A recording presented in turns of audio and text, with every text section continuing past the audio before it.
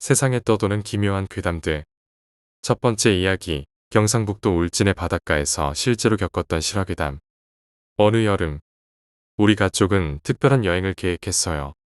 아빠의 오랜 친구가 스킨스쿠버 강사로 일하고 있었는데 그분께서 우리 가족 모두에게 스킨스쿠버를 배울 수 있는 기회를 제공해 주셨어요. 이 소식을 듣고 우리 가족은 매우 기뻤죠.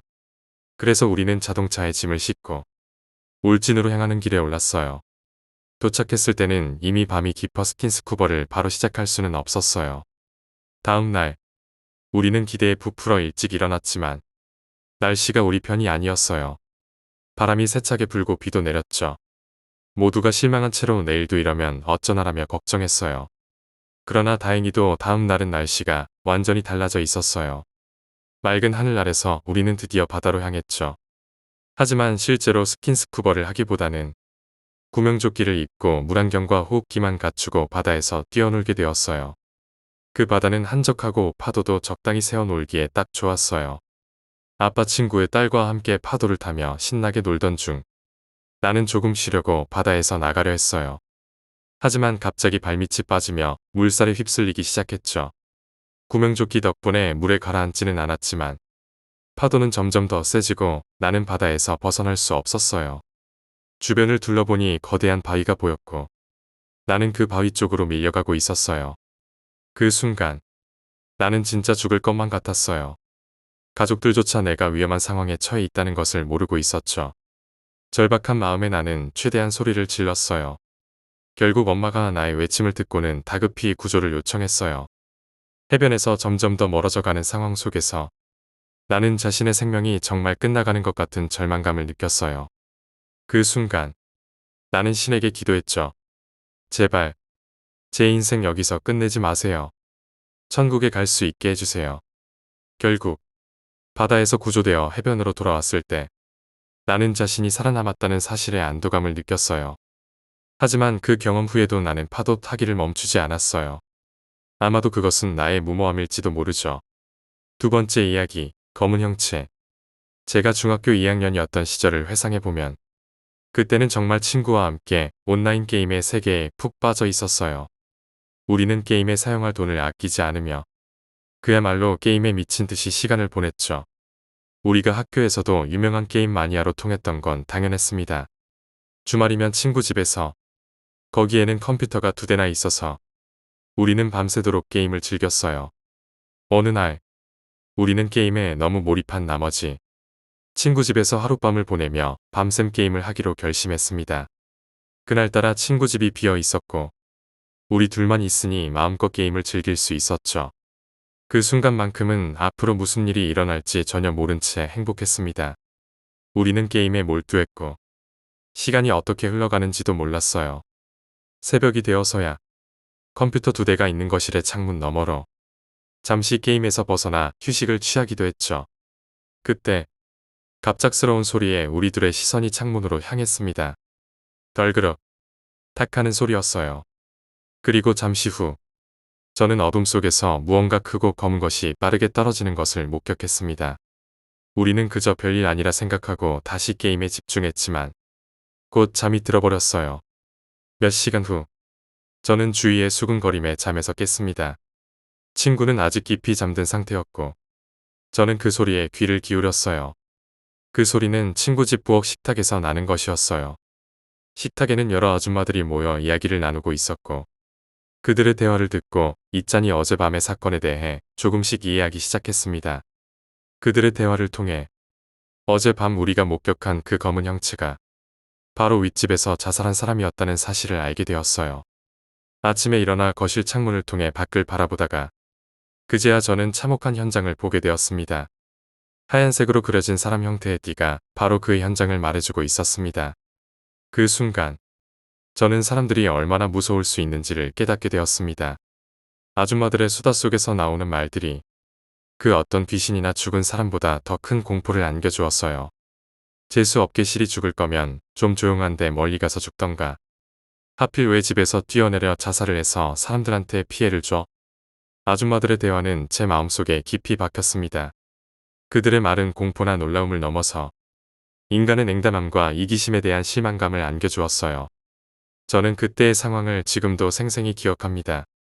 게임에 빠져 있던 그 밤, 갑작스러운 소리와 함께 시작된 이 모든 일련의 사건들이 저에게 큰 충격과 함께 깊은 생각을 하게 만들었습니다. 세 번째 이야기, 우리 집 강아지. 외동으로 자라며 집에서의 시간은 대부분 심심함과의 싸움이었습니다. 컴퓨터 앞에서 시간을 보낼 때를 제외하고는 말이죠. 인터넷을 서핑하며 가끔 마주치는 강아지 사진들은 제 마음을 설레게 했고, 이런 귀여운 존재들이 집에 있다면 심심함이란 느낄 새도 없겠다는 생각을 자주 했습니다. 그러던 어느 날, 주변의 동물병원과 애완동물 상인을 알아보던 중 아는 교회의 목사님네 시추가 강아지 3마리를 낳았다는 소식을 들었습니다. 그분들이 강아지를 분양하고자 한다는 말에 저는 이 기회를 놓칠 수 없다고 생각했습니다. 그렇게 해서 저는 2마리의 강아지를 새로운 가족으로 맞이하게 되었습니다. 강아지들이 조금 자라 이빨이 나기 시작하고 귀엽게 짖기 시작했을 무렵 저희 집에는 변화가 생겼습니다. 원래 3개의 방이 있던 집에서 부엌 옆에 있던 작고 난방이 잘 안되는 방을 창고경 다용도실로 바꾸기로 한 것입니다. 수리를 마친 후 그 방은 깔끔한 창고 겸 다용도실로 변했고, 특히 우리 어머니께서 그 변화를 가장 좋아하셨습니다. 하지만 강아지들이 그 방을 지나칠 때마다 이상한 반응을 보였습니다. 놀란 듯 흠칫거리며 소파 밑으로 숨어들어가 덜덜 떨곤 했습니다. 강아지들이 귀신을 볼 수 있다는 이야기를 들었던 저는 무언가를 느끼고 있는 것은 아닌가 하고 생각하며 두려움을 느꼈습니다. 하지만 가족들은 별다른 반응이 없었습니다. 부모님이 지방으로 교회 봉사를 가신 어느 날, 비로 인해 서울로 돌아오시지 못하게 되었습니다. 그 밤, 저는 2마리의 시추와 함께 집에 홀로 남겨졌습니다. TV를 켜려는 순간, 평소에는 잘 짖지 않던 시추 2마리가 창고 쪽을 보며 미친 듯이 짖기 시작했습니다. 그 순간의 공포는 이루 말할 수 없었습니다. 더욱이 개의 짖는 방향이 점점 변하며 부엌에서 화장실로 옮겨가기 시작했습니다. 저는 겁에 질려 그저 눈을 감고 소파에 누워 있었습니다. 그러다 개의 짖는 소리가 멈추고 조금의 안정을 되찾은 순간 눈을 떠보니 개들이 바로 제 뒤를 향해 짖고 있었습니다. 이는 제 머리 위로도 짖다가 다시 창고 쪽으로 짖는 등 이해할 수 없는 행동을 보였습니다. 그 순간의 공포는 말로 표현할 수 없을 정도였습니다. 머리 위로 짖는 것에서 시작해 옆을 향해 다시 창고 구석을 향해 짖는 그들의 모습은 제 마음속 깊은 곳에 두려움을 심어주었습니다. 이러한 상황은 몇 초간 계속되었고 마침내 강아지들의 짖음이 멈추었습니다. 그 순간 마치 시간이 멈춘 것처럼 느껴졌고 저는 잠시 동안 그 자리에 얼어붙어 움직일 수 없었습니다. 5분이 지났을까요? 그 짧은 시간이 마치 5년처럼 길게 느껴졌습니다. 겨우 마음을 진정시키고 저는 억지로 잠을 청하기 위해 누웠습니다. 그 밤은 말 그대로 긴 밤이었습니다. 잠에서 깨어난 다음날 아침도 그 일이 꿈이었는지 현실이었는지 분간하기 어려울 정도였습니다. 네 번째 이야기, 폐교의 운동장. 중학교 시절 학원을 다니던 나는 어느 늦은 밤 학원에서의 긴 하루를 마치고 집으로 돌아가는 길에 섰습니다. 보통은 시간이 조금 더 걸리더라도 도로를 따라가는 길을 택하는 편이었습니다. 하지만 그날은 학원이 평소보다 늦게 끝나 마음이 조급해진 나머지 폐교 옆의 골목길을 선택하게 되었습니다. 그 길은 집으로 가는 지름길이었지만 항상 그 길을 지날 때마다 이상한 기분이 들었습니다. 어쩐지 오늘따라 그 길이 더욱 으스스하게 느껴졌고 발걸음을 옮길수록 옆에서 누군가가 날 뚫어져라 보고 있는 것 같은 기분이 엄습해왔습니다. 이윽고 공포에 질려 나는 그 길을 전력 질주하기 시작했습니다. 목적지까지는 대략 100m 정도 남아 있었지만 마치 목적지가 점점 더 멀어지는 것만 같았습니다. 낮에는 그 길을 걸어서 3분이면 충분했을 텐데 그날 밤에는 10분이 넘도록 달려도 끝이 보이지 않았습니다. 10분간의 전력 질주 후 수미터까지 차오르고 더 이상 달릴 힘이 남아있지 않아 그 자리에 주저앉았습니다. 그때 갑자기 온몸에 가위 눌림 같은 느낌이 들었습니다. 그리고 바로 앞에서 눈이 유난히 동그란 어린애가 나를 향해 걸어오는 것을 보았습니다. 어린애는 이상한 소리를 내며 저를 향해 다가왔고 그 순간의 공포로 인해 나는 기절한 것 같습니다. 기억이 끊긴 채 얼마의 시간이 흘렀는지 모르겠지. 다시 눈을 떴을 때는 새벽 3시가 조금 넘은 시각이었습니다. 핸드폰을 확인해보니 부재중 전화가 무려 43통이나 와 있었습니다. 주변을 둘러보니 나는 그 폐교의 운동장에 누워 있었습니다. 다섯 번째 이야기, 밴쿠버의 귀신. 밴쿠버의 한적한 오후. 평범한 버스 안에서의 나의 경험은 그저 평범한 하루에서 벗어나지 않을 것 같았습니다. 오후 5시경. 버스는 밴쿠버 중심가를 지나가고 있었고 다양한 인종의 사람들이 어우러져 있었습니다. 그 속에서 나는 운 좋게 자리를 찾아 앉게 되었고 음악을 들으며 창밖을 바라보는 나만의 시간을 즐기고 있었습니다. 버스가 천천히 속도를 줄이면서 창밖으로 한 여성이 눈에 들어왔습니다. 중국인처럼 보이는 30대 중반의 여성은 다른 세계에서 온 것처럼 보였습니다. 그녀는 마치 누군가를 기다리는 듯한 모습이었습니다. 그 순간 우리의 눈이 마주쳤고 나는 진정한 공포가 무엇인지 처음으로 느끼게 되었습니다. 그녀의 눈빛에는 마치 살기가 서려 있었고 나를 향한 증오와 살벌함이 느껴졌습니다. 그녀의 시선은 버스 안에 나를 놓치지 않고 따라왔고 나는 공포심에 사로잡혀 그녀의 눈길을 피할 수 없었습니다. 내 시야에서 정거장이 사라질 때까지 그녀는 나를 뚫어져라 바라보았습니다. 이 모든 것이 우연이었을까? 정말 나를 보고 있었던 것일까? 처음에는 우연이라고 생각했지만 나는 이내 그녀가 버스 맨 앞좌석의 거울을 통해 나를 바라보고 있었다는 사실을 깨달았습니다. 그녀가 기다리고 있었던 것이 정말 나였을까? 이 경험을 통해 나는 더 이상 모든 것을 우연으로만 받아들일 수 없게 되었습니다. 그리고 나는 깨달았습니다. 귀신의 존재에 대한 믿음이 얼마나 개인적인 경험에 의해 좌우될 수 있는지를 말이죠. 그렇다면 여러분은 여전히 귀신이 존재하지 않는다고 믿으시나요? 만약 그렇다면 지금 당신 뒤에 있는 것은 대체 무엇일까요? 이야기를 듣고도 여전히 믿지 못한다면 주위를 한번 둘러보세요. 우리가 알지 못하는 세계가 언제나 우리 곁에 존재하고 있을지도 모릅니다. 여섯 번째 이야기, 낚시. 내 이름은 성민이다. 나에게는 어릴 적부터 함께 자라온 소중한 친구, 철진이 있었다. 우리는 마치 형제처럼 서로를 의지하며 각자의 꿈과 희망을 공유해왔다. 초등학교부터 대학까지 시간이 흘러도 변함없는 우리의 우정은 누구에게나 부러움의 대상이었다. 대학 졸업 후 우리는 취업 준비의 고단함을 잠시나마 잊기 위해 낚시 여행을 계획했다. 그 주말 우리는 낚시를 즐기며 어린 시절의 추억을 회상하기로 했다. 하지만 여행 당일 나는 예정된 시간보다 1시간 늦게 일어나 철진을 기다리게 만들었다. 서둘러 준비를 마치고 연락이 닿지 않는 철진을 걱정하며 집을 나섰다. 밖으로 나오자 철진이가 나를 기다리고 있었다. 하지만 그의 얼굴엔 평소와 다른 설명할 수 없는 슬픈 표정이 어려 있었다. 나는 철진이의 마음을 헤아리지 못한 채 늦어서 미안하다는 말만을 건넬 수 있었다. 우리는 서로의 마음을 다할 수 있던 그런 사이였기에 철진이의 표정 하나하나가 나에게는 큰 의미였다. 낚싯터로 향하는 길. 세상은 유난히 조용했다.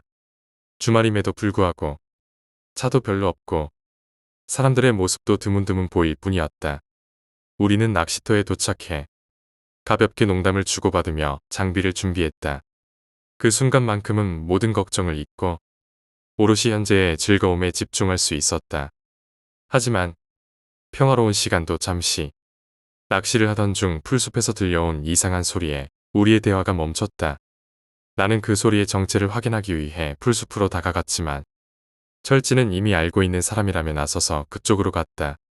그 순간 철진이 어떻게 알았는지 왜 그렇게 빠르게 반응했는지 의아했지만 나는 그의 말을 신뢰하며 낚시를 계속했다. 그러나 이내 철진이 급한 일이 생겼다며 자리를 비우겠다고 말했다. 그가 떠난 후 시간은 더디게 흘러갔고 철진의 복귀를 기다리는 동안 나는 점점 불안해졌다. 결국 나는 철진을 찾기 위해 그가 간 방향으로 걸어갔다.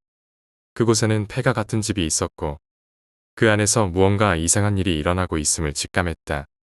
이내 폐가에서 뛰쳐나온 한 남자가 칼을 들고 나를 향해 달려들었다. 그의 얼굴은 끔찍했고 그가 내게 다가오는 순간 나는 공포에 질려 무작정 도망쳤다. 하지만 넘어져 움직일 수 없게 된 나는 죽음을 직감했다. 그 순간 철진이 나타나 나를 구하려다 그 자신이 칼에 찔렸다. 모든 것이 멈춘 듯한 순간 철진의 목소리만이 내 귀에 들려왔다. 미안하고 고맙다. 그리고 나는 잠에서 깨어났다. 모든 것이 꿈이었다. 하지만 어머니의 말을 듣고 나서야 깨달았다. 철진이 실제로 사고로 세상을 떠났다는 것을. 나의 꿈과 현실 사이에서 철진이 마지막으로 남긴 말은 나에게 큰 의미가 되었다. 철진의 부모님을 찾아뵈었을 때 나는 그의 죽음 앞에 깊은 슬픔을 느꼈다. 장례식에서 철진은 마치 웃고 있는 것처럼 보였다. 나는 그의 마지막 메시지를 다시금 생각하며 철진이 꿈속에서까지 나를 찾아온 이유를 깨달았다. 그는 여전히 나에게 고마움을 전하고 싶었던 것이다. 철진이와의 추억은 영원히 내 마음속에 남아 나는 때때로 그를 떠올리며 씁쓸한 웃음을 지어보곤 한다. 철진이여, 너의 우정을 영원히 잊지 않겠다. 7번째 이야기, 할머니. 내 친구의 할머니는 친구를 매우 사랑하셨어요. 어디를 가든지 항상 친구를 데리고 다니시며 사랑으로 품어주셨죠. 그런 할머니를 친구도 매우 좋아하고 따랐어요. 어둑해질 때면 친구는 항상 할머니 무릎에 누워 할머니가 들려주시는 천국과 지옥에 대한 이야기를 듣다가 잠이 들곤 했어요. 하지만 세월이 흘러 친구가 커가고 할머니는 나이가 들면서 중학생이 되었을 때 친구는 옛날처럼 대하는 할머니가 귀찮게 느껴졌어요. 때론 할머니에게 큰 소리를 지르고 막대하기도 하고 집을 나가기도 했죠. 그렇게 친구는 점점 가족들 품에서 할머니를 잊고 살아갔어요. 어느 날 친구가 학교에서 돌아와 친구들과 놀고 있을 때 엄마에게서 전화가 왔어요. 할머니가 시장에 가시다가 사고가 나셔서 돌아가셨다는 소식이었죠. 친구는 그제야 할머니에게 미안한 마음을 느끼고 달려갔지만 할머니는 이미 세상을 떠나셨어요. 그날 밤부터 친구의 엄마는 가위에 눌리기 시작했어요. 며칠간 앓다가 엄마는 가족들에게 꿈에 할머니가 나타나 네, 아가 용돈 2,000원 이라고 말씀하신다고 했어요. 이 악몽이 계속되자 가족은 할머니를 화장하는 날 화장터를 찾았어요. 할머니가 입으셨던 옷을 살펴보니 바지 주머니에 꼬깃꼬깃 접힌 1,000원짜리 2장이 있었어요. 그 순간을 목격한 친구는 울음을 참지 못하고 그 자리에 엎어져서 울었어요. 그 이후로도 친구는 때때로 그날의 이야기를 꺼내며 신기한 듯 두려운 듯 눈물을 글썽이곤 해요. 할머니만큼 날 사랑해준 사람이 있을까? 라며 할머니에 대한 그리움과 사랑을 표현해요. 8번째 이야기, 안경공장 실화괴담. 고등학교를 졸업하고 나서 대학교 진학을 계기로 나는 고등학교 친구들과 떨어지게 됐어. 나는 울산에 남아 있었고 친했던 친구들 대부분은 대구로 대학을 가게 되었지. 나는 꽤나 외로움을 타는 편이라 학교에 가지 않고 대구로 친구들을 만나러 갔어. 오랜만에 만난 친구들과 술도 한잔하며 그동안 못했던 얘기들을 나누었어. 그날은 친구들과 친구 학교의 선배 누나 2명까지 총 5명이서 어울렸어. 술자리가 무르익어 갈 때쯤 친구 중 한 명이 경산대 근처에 귀신 나온다는 공장에 대해 얘기를 꺼냈어. 처음엔 귀신 얘기를 믿지 않았지만 친구가 그럼 가보자 라고 하자 우리는 모험심을 가지고 그곳에 가보기로 결정했어. 택시를 타고 경산대학교 기숙사로 가달라고 했더니 택시 기사님이 우리를 이상하게 쳐다보시면서 안경 공장에 올라갈 거냐? 라고 물으셨어. 우리가 도착했을 땐 이미 많은 사람들이 그곳을 방문했다가 내려오고 있었어. 우리는 천천히 꼬부랑길을 따라 올라갔어. 그곳엔 경고문과 함께 버려진 안경 공장 건물이 있었고 공장 바로 옆엔 미군에 의한 한국인 학살 현장으로 알려진 동굴이 있었어. 동굴 앞엔 철문이 달려 있었고 위령비도 세워져 있었지. 그런데 친구 중 한 명의 선배 누나가 갑자기 이상한 행동을 보이기 시작했어. 누나는 동굴로 들어가자며 흥분하고 있었지만 우리는 누나를 끌고 나오려 했어. 그런데 건물 앞에서 누나가 갑자기 살려달라며 소리치기 시작했어. 그 순간부터 상황이 이상해졌어. 친구 중 한 명이 건물 안에서 누군가와 눈이 마주쳤다고 했고 몸이 경직되어 동굴 쪽으로 걸어가려고 했어. 결국 우리는 누나와 그 친구를 데리고 병원으로 갔고 누나는 정신을 못 차리고 있었어. 병원에서 만난 한 복학생 형이 누나에게 말을 걸었고 누나는 남자 목소리로 나간다. 나가면 되는 거 아니가라고 말했어. 그 말을 듣고 나서야 누나가 귀신에 씌었다는 걸 알게 되었어. 그 형은 우리에게 소금을 사다가 방 구석구석에 뿌리라고 했어. 우리는 형의 지시에 따라 누나의 방뿐만 아니라 우리가 있는 곳 모두에 소금을 뿌렸지. 그러고 나서야 상황이 조금 진정되기 시작했어. 그날 밤 형은 우리에게 오늘이 추하루라고 얘기했어. 귀신들이 특히나 많이 움직이는 시간이 새벽 4시라며 그 시간에는 특별히 조심해야 한다고 강조했지. 나는 그날 이후로 한동안 제대로 잠을 이룰 수 없었어. 침대 위에서 바로 창문을 통해 밖을 볼 수 있는데 밤마다 누군가가 창문 밖에서 나를 바라보는 듯한 느낌이 들었거든. 친구들과 누나도 비슷한 경험을 했다고 했어. 가위에 눌리거나 잠을 제대로 자지 못하는 등 모두가 그 사건 이후로 편치 않았다고 해. 정말 이상했지. 심지어 그 복학생 형까지도 뭔가 느꼈다며 그날 이후로 그 공장 근처에는 다시는 가지 않겠다고 말했어. 우리는 그 경험을 통해 세상에는 우리가 알지 못하는 무언가가 분명히 존재한다는 걸 실감했어. 처음엔 귀신이란 걸 믿지 않았지만 그날 이후로는 세상에는 설명할 수 없는 많은 일들이 일어난다는 걸 받아들일 수밖에 없었지. 9번째 이야기, 머리카락. 우리 언니는 머리가 긴 편이었는데 머리카락이 너무 빠지니까 머리를 잘랐어. 바스트 포인트라고 가슴 중앙쯤 오는 부분까지 잘랐거든. 한 20cm 정도 잘랐으려나. 근데 미용실에서 머리를 자르는데 그게 좀 아깝더래. 기부하면 좋겠다 싶어서 그걸 받아왔어. 근데 알고 보니까 기부하려면 염색이나 파마는 일절하지 않은 자연머리여야 한다더라고. 그래서 기부는 못하고 나중에 버려야겠다 하고 그냥 신문지에 싸서 장롱에 넣어놨어. 머리를 잘라도 머리카락은 계속 빠졌어. 나랑 언니랑은 다른 방을 썼는데 언니는 청소를 자주 하지 않는 편이라서 언니 방에는 머리카락이 한 뭉치가 있었어. 가끔 엄마가 찾아오시면 청소하라고 야단이었는데 그래도 청소는 일주일에 한 번 하면 다행이었지. 그래서 내가 작은 쓰레기통을 하나 사줬어. 청소기는 일주일에 한 번 돌리더라도 머리카락은 주워서 좀 넣어 놓으라고. 그래서 그다음부터는 머리카락 때문에 엄마한테 야단 맞는 일이 좀 줄었어. 근데 쓰레기통을 비우지 않길래 뭐지 싶어서 몰래 열어봤는데 그 작은 쓰레기통에 머리카락이 한가득인 거야. 진짜 소름이 돋아서 언니한테 막 뭐라고 했거든. 쓰레기통이 분홍색인데 그 안이 다 머리카락으로 차서 분홍색은 눈에 보이지도 않을 정도였어. 내가 좀 자주 치우라고 얘기를 해도 귓등으로 듣더라. 근데 그저께는 갑자기 아침에 일어나자마자 완전히 사색이 돼가지고는 쓰레기통을 마당에 던져버리는 거야. 무슨 일이냐고 그랬는데도 말을 안 하고 있더니 미친 사람처럼 자기 머리를 마구 뜯어댔어. 그러고 장롱에 있던 머리 뭉텅이를 꺼내서 뜯은 머리랑 같이 마당에 뿌려댔어. 내가 왜 그러냐고 말렸는데도 머리를 막 뜯어서 머리에 피도 났어.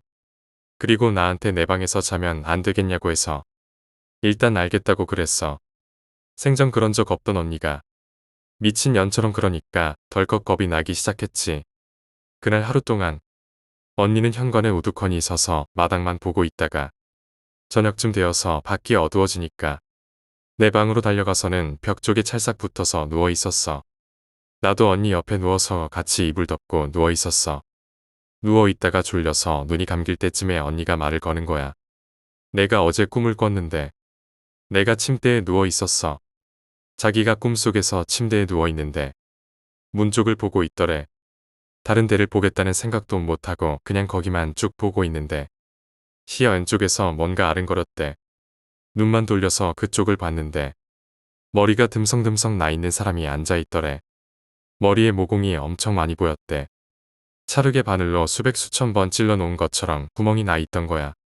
언니가 소름이 우수수 돋아서 말도 못하고 있는데 그 사람이 언니 쓰레기통에서 머리카락을 꺼내서 입에 넣고 있는 거야. 계속 머리카락을 집어서 무작정 입에 밀어넣고 있었대.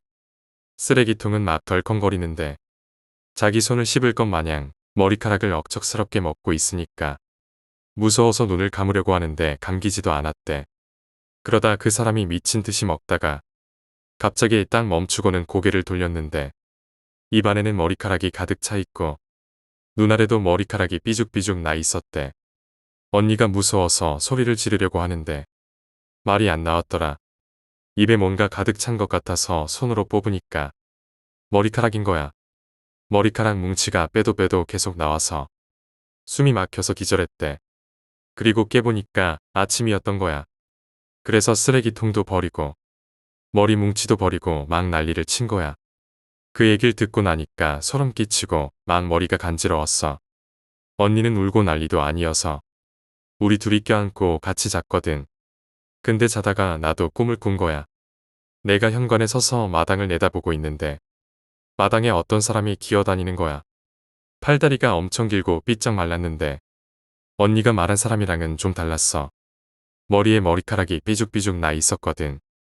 머리 전체에 2~3cm 정도 되는 머리카락이 전부 덮여져 있었어. 고슴도치 같기도 하고 여튼 진짜 징그러웠어. 근데 마당을 막 기어다니면서 중간중간 멈추기도 하고 그랬는데 앞모습은 못 봤지만 뭘 하는지 알 것 같더라. 그렇게 한참 그 모습을 바라보다가 깼거든. 깨고 나서 언니랑 집대 청소를 했어.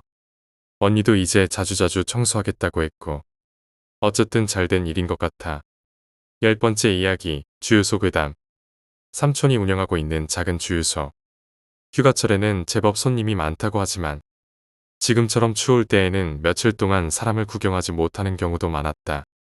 그렇다고 마냥 놀리기에도 뭐해서 겨울이면 가끔씩 내려와서 혼자 가게를 봐주곤 했다.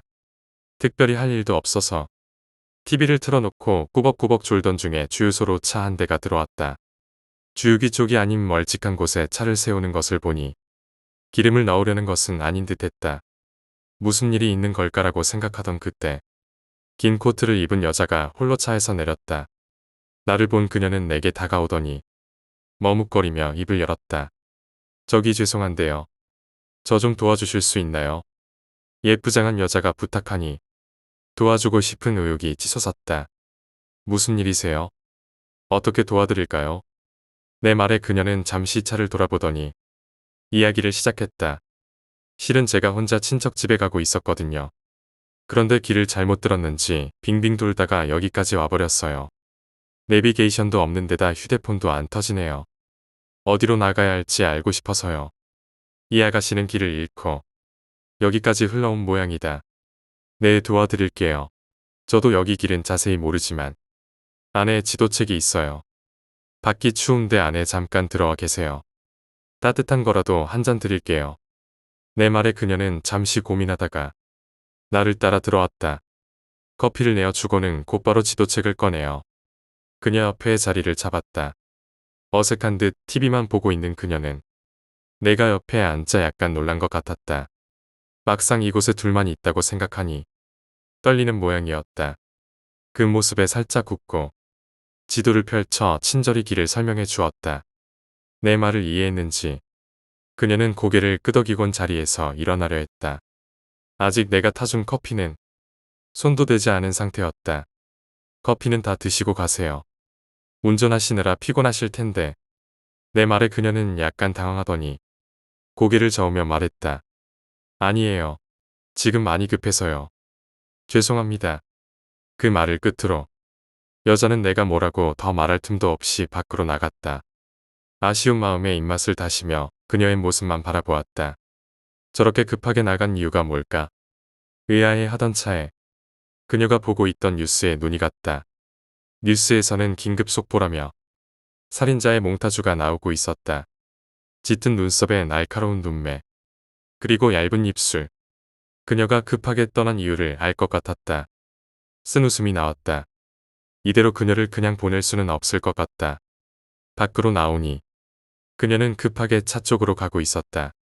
장난기가 발동한 나는 웃으며 그녀에게 다가가며 말했다. 저기요. 혹시 못 볼 거라도 본 거예요? 왜 그렇게 급하게 나가세요? 내 기대대로 차에 타려던 그녀는 소스라치게 놀라며 나를 돌아보았다. 오지 마세요. 가까이 오지 마요. 그녀의 격한 반응을 보고 나는 내 예감이 맞았음을 알 수 있었다. 아무래도 뉴스를 보신 모양이네요. 제 말이 맞죠? 그녀는 급하게 차에 타느라 나의 말을 듣지 못한 것 같다. 그녀가 이대로 그냥 가버린다면 정말 일이 커질 수가 있다. 아쉽지만 장난은 이 정도에서 끝내야 할 것 같다. 빠르게 달려서 그녀의 차 앞을 막아섰다. 저기 잠시만요. 아무래도 오해를 하신 것 같네요. 뉴스 보고 그러시는 거죠. 제가 살인범인 줄 아신 거잖아요. 내가 차 앞을 막아서며 말하자 그녀는 완전히 당황해 버렸다. 내 말을 듣고 있는 것 같지도 않았다. 마음이 급해진 나는 손까지 휘저으며 해명하기 시작했다. 오해하신 거라고요. 얼핏 비슷하게 생기긴 했지만 자세히 한번 보세요. 내 필사적인 해명에도 그녀는 진정할 기미가 보이지 않았다. 그녀는 당장이라도 차를 출발시킬 기세였다. 내 장난이 좀 심했나 보다. 난감해하던 그때 내가 서 있는 그녀의 차 앞쪽에 얼룩이 있는 것이 눈에 들어왔다. 급하게 대충 닦아낸 듯했던 어지러운 얼룩. 핏자국이 분명했다. 핏자국을 중심으로 차가 살짝 찌그러진 것을 보니 살아있는 무언가를 들이받은 것 같았다. 게다가 그리 오래전에 일어난 일도 아닌 것 같다. 운전석에 앉은 그녀는 핏자국을 바라보는 내 모습을 보더니 눈을 꼭 감고 그대로 엑셀을 밟았다. 난 피하지도 못하고 차바퀴에 깔려 버리고 말았다. 끔찍한 고통을 느끼며 바닥에 널브러져 꿈틀대고만 있었다. 오해한 것은 그녀가 아니라 나였다. 그녀는 그저 자신의 살인을 들키고 싶지 않았던 것뿐이었다. 또한 목격자를 살려둘 생각도 없는 모양이다. 내가 움직이는 것을 확인한 그녀는 잠시 멈추더니 빠르게 후진을 하기 시작했다. 11번째 이야기, 노젓돈. 도박이라는 게 참 재미있는 것이 아무리 돈을 많이 잃어도 다음에 한 번만 이기면 전부 만회할 수 있을 거란 생각 때문에 도저히 그만둘 수가 없다는 거지. 그러다 100만 원만 잃고 끝날 것을 집이며 땅이며 다 잃고 입고 있던 팬티까지 홀라당 빼앗기게 되는 거야. 흔히 얘기하는 호구들이 그렇지. 죽어가면서도 기적같이 부활하길 바라는 멍청한 녀석들. 나 같은 꾼들이야 고맙기 그지없지만 이 앞에 있는 남자는 정도가 심한 것 같네. 얼굴이야 마스크를 써서 잘 안 보이지만 40대 중반 정도 되었으려나.